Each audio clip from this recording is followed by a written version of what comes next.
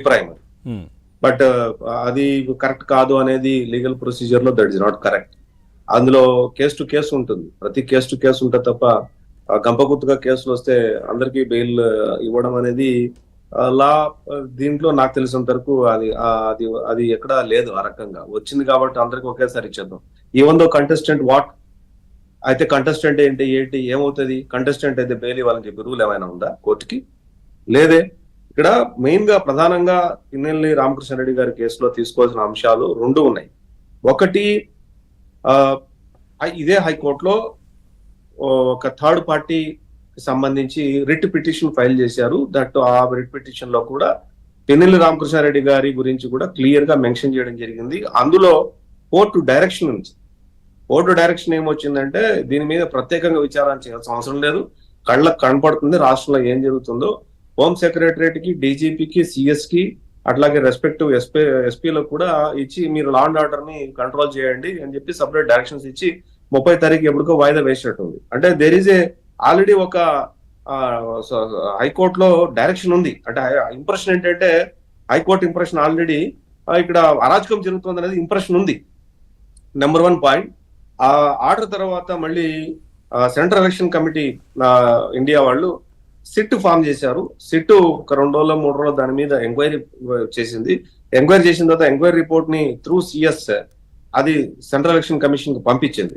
So ఇక్కడ bail ఇచ్చేటప్పుడు grievance case to case ఇక్కడ అందరూ వేశారు కాబట్టి ఇవ్వాలని దానికి అది అది అది అసలు అసంబద్ధం. ఆ వాదనే అసంబద్ధం. అసలు ఇక్కడ case to case. Even though అక్కడ సిట్ రికమెండ్ చేసింది ఏంటంటే వెరీ క్లియర్ గా చాలా చోట్ల ఎఫ్ఐఆర్ లో కొన్ని సెక్షన్స్ యాడ్ చేయాల్సి వస్తుంది, యాడ్ చేయాల్సిన అవసరం ఉంది, కొన్ని సెక్షన్స్ యాడ్ చేయలేదు, అక్కడ ఉన్న గ్రీవియన్స్ కంటే కూడా తక్కువగా సెక్షన్స్ ఇంపోజ్ చేశారు ఎఫ్ఐఆర్ లో అని క్లియర్ గా సిట్ డైరెక్షన్ సిట్ లో ఎంక్వైరీలో బయటపడిన తర్వాత without conducting anything without consideration anything interview order రావటం నాకు ఎందుకు ఆశ్చర్యం అనిపించింది. ఇప్పుడు ఒకవేళ అది ఏ నాయకుడు అనేది పక్కన పెట్టేద్దాం, ఏ పార్టీ నాయకుడు అనేది పక్కన పెట్టేద్దాం.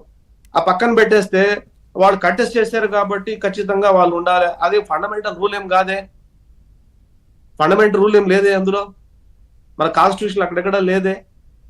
ఇక్కడ grievance of the case already high court నోటీసులో ఉన్న విషయాన్ని, ఆల్రెడీ సిట్టు తేల్చిన విషయాన్ని, ఎఫ్ఐఆర్ లో మాడిఫికేషన్ అవసరం ఉంది, కేసుల్లో కొన్ని సెక్షన్స్ ని ఇంప్లీట్ చేయాల్సి ఉంది ఎఫ్ఐఆర్స్ లో అని చెప్పిన తర్వాత పబ్లిక్ ప్రాపర్టీని డ్యామేజ్ చేసి పోలింగ్ బూత్లోకి వెళ్ళి పోలింగ్ బూత్ ని క్యాప్చర్ చేసి ఈవీఎం ని పగలగొట్టి ఆ నేషనల్ మీడియాలో చర్చకు వచ్చి తర్వాత ముఖ్యంగా తమిళనాడులో అయితే మొన్నటి నుండి ఏకి పారేస్తున్నారు. తమిళనాడు మీడియా మీరు కాబట్టి చెక్ చేసుకోండి. తమిళ మీడియా, కన్నడ మీడియా ఏకి పారేస్తుంది ఆంధ్ర పోలీసింగ్ గురించి, ఈవెన్ ఢిల్లీలో కూడా. అటువంటి పరిస్థితుల్లో ఆ సిట్టు నివేదికలో ఏముంది, మేము ఒకసారి కాన్ఫిడెన్షియల్ గా మాకు ఒకసారి ఇవ్వండి, what is the status of the candidates, ఏం జరిగింది, సిట్ ఏం తెలిసింది, ఒకసారి కోర్టు దాని కన్సిడరేషన్ తీసుకుని ఉంటే బాగుండేది నా అభిప్రాయం. అక్కడ వాళ్ళు చేసిన రికమెండేషన్స్ అంటే తాడిపత్రిలో ఏం జరిగింది, లేకపోతే ఇక్కడ మన పిన్నెల్లి రామకృష్ణారెడ్డి గారి నియోజకవర్గంలో ఏం జరిగింది, తిరుపతిలో ఏం జరిగింది, ఇంకో చోట ఏం జరిగింది అనేది సిట్ నివేదికను ఒకసారి కాన్ఫిడెన్షియల్ గా వాళ్ళు చదివిన తర్వాత ఎవరికి బెయిల్ శాంక్షన్ చేయాలి ఇంటీరియం, ఎవరికి బెయిల్ శాంక్షన్ చేయకూడదు అనేది నిర్ణయం తీసుకొని ఉంటే చాలా బాగుండేది. అందరూ అప్లై చేశారు కాబట్టి నేను గొప్పగా ఇచ్చేస్తాననేది లా కాదు, అది లా ప్రొసీజర్ కాదు. అది అక్కడెక్కడ లాలో అటువంటి ప్రొసీజర్ లేనే లేదు. సో తెలుగుదేశం వాళ్ళు దానికి చెప్పినా, జనసేన వాళ్ళు చెప్పినా, లేదా వైసీపీ వాళ్ళు చెప్పినా, ఏ స్టాండింగ్ కౌన్సిల్స్ చెప్పినా కూడా అది లా ప్రొసీజరే కాదు అసలు. Right sir. సో అది ఎటువంటి పరిస్థితుల్లో ఆల్రెడీ హైకోర్టు నోటీస్ ఉన్న విషయం, సిట్ ఇన్వెస్టిగేషన్ చేసిన విషయం, డీజీపీకి ఆర్డర్ చేసి ఉండొచ్చు నోటీస్ ని, ఇమీడియట్ గా దాన్ని ఆల్రెడీ ఉన్న ఫైలే అది, వాళ్ళు మెయిల్ కాన్ఫిడెన్షియల్ మెయిల్ చేసుకుంటారు. దాని ద్వారా వెళ్ళి ఉంటే ఆ గ్రీవియన్స్ తెలిసినప్పుడు కేసు టు కేసు గనక చేసి ఉంటే బాగుంటుంది. మేబీ ఒకవేళ అది తెచ్చిన తర్వాత కేసు టు కేసు చేసిన తర్వాత కూడా అప్పుడు పిన్నెల్లి రామకృష్ణారెడ్డికి మేము అన్ని పరిశీలించాము, సో ఇక్కడ ఇది ఉంది, ఈ పరిస్థితుల్లో మేము ఇచ్చాము అనేది ఒక జస్టిఫికేషన్ ఉండింటే చాలా బాగుండేదని మేము అనుకుంటాం. ముఖ్యంగా పిన్నెల్లి రామకృష్ణారెడ్డి గారి కేసులో అయితే మాత్రం అసలు చాలా అంటే ఎంత డిసప్పాయింట్ అయ్యామంటే వేరే వాళ్ళు కేసులు పెట్టండి, వేరే వైసీపీ నాయకులు కూడా అందులో ఉన్నారు, వేరే వాళ్ళు కూడా అప్లై చేసి ఉన్నారు.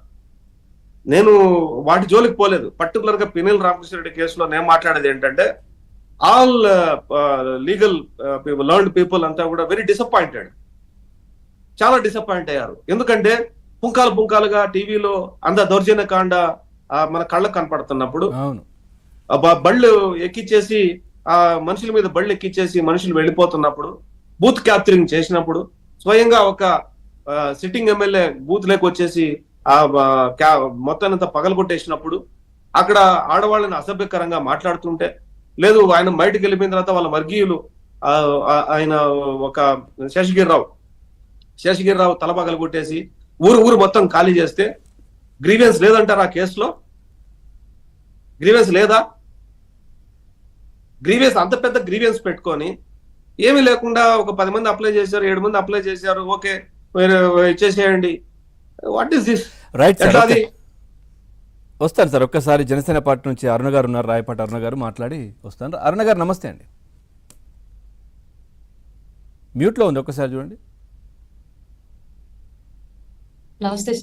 రైట్, అరుణ గారు ఏం చెప్తారు? నిన్న జరిగినటువంటి అంశం ఏదైతే 6వ తారీఖు వరకు దీంట్లో ఎవరైతే ఉన్నారో, అంటే ఇటు కూటమి సభ్యులు కొద్దిమంది కావచ్చు, నేతలు, ఆ తర్వాత అధికార పార్టీకి సంబంధించినటువంటి నేతలు, అట్లాగే ముఖ్యంగా పిన్నెల్లి ఇష్యూ, ఆయనకు సంబంధించి కూడా చాలా చర్చ జరుగుతోంది. వీళ్ళందరూ